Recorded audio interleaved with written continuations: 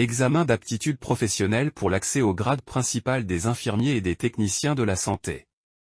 Session 31 décembre 2023. Cadre, infirmier. Partie 1. 1. Les différents types de relations soignant-soigné sont. A. Relations de civilité. B. Relations fonctionnelles. C. Relations de compréhension. D. Relations d'aide thérapeutique.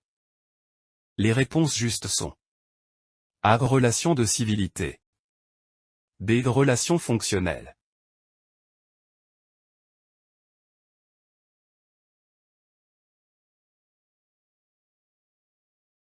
En principe, la responsabilité pénale a pour objet A. La réparation du dommage causé à la victime. B. La réparation d'un dommage causé par une personne que l'on a sous sa garde.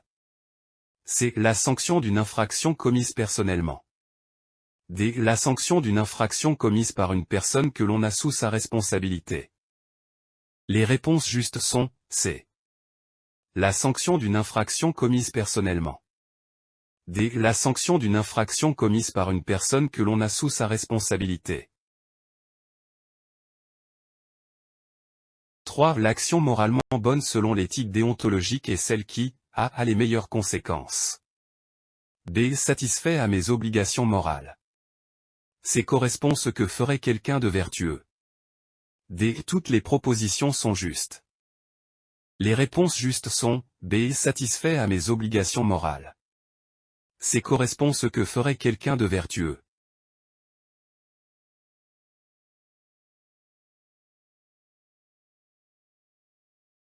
4. Quels énoncés sont justes? A. La responsabilité civile a une application plus large que la responsabilité pénale. B. La responsabilité civile s'applique dès qu'un préjudice est établi, en présence ou en l'absence de faute. C. La responsabilité civile n'est pas répressive. D. La responsabilité civile est réparatrice. Les réponses justes sont A. La responsabilité civile a une application plus large que la responsabilité pénale. B. La responsabilité civile s'applique dès qu'un préjudice est établi, en présence ou en l'absence de faute. C. La responsabilité civile n'est pas répressive. D. La responsabilité civile est réparatrice. 5. Le droit à la santé garantit des droits, notamment A. L'accès aux médicaments. B. La santé procréative. C. La fourniture d'une éducation à la et d'informations y relatives.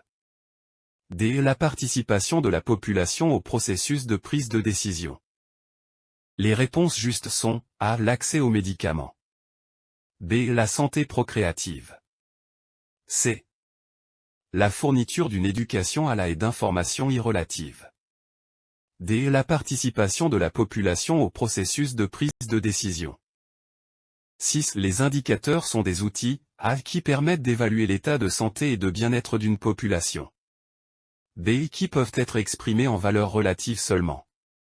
C. Qui peuvent être exprimés en valeurs relatives ou absolues. D. Qui ne peuvent pas déduire les besoins d'une population afin de proposer des réponses adaptées. Les réponses justes sont A. Qui permettent d'évaluer l'état de santé et de bien-être d'une population. C. Qui peuvent être exprimés en valeurs relatives ou absolues.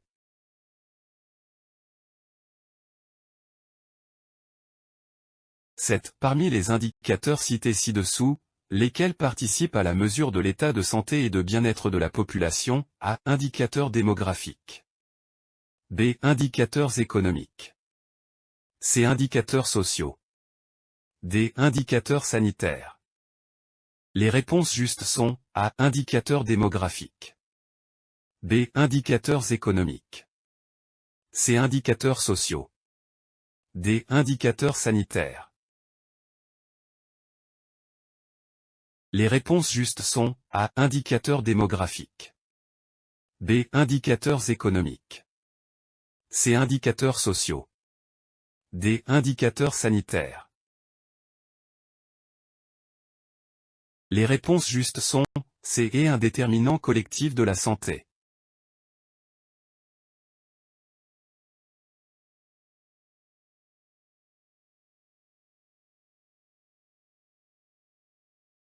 « 9. Cochez là où les propositions qui sont vraies, A. Les déterminants sociaux de la santé sont un sous-ensemble des déterminants sociaux.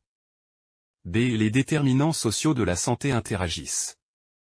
C. Les déterminants de la santé exercent leur influence selon une hiérarchie bien précise. D. Les niveaux de santé et de bien-être sont liés aux déterminants sociaux de la santé. Les réponses justes sont A. Les déterminants sociaux de la santé sont un sous-ensemble des déterminants sociaux. B. Les déterminants sociaux de la santé interagissent. C. Les déterminants de la santé exercent leur influence selon une hiérarchie bien précise. D. Les niveaux de santé et de bien-être sont liés aux déterminants sociaux de la santé. 10. Les axes de l'épidémiologie sont A. La surveillance épidémiologique. B. L'étude des facteurs entre facteurs de risque et l'état de santé de la population. C. L'évaluation des mesures préventives.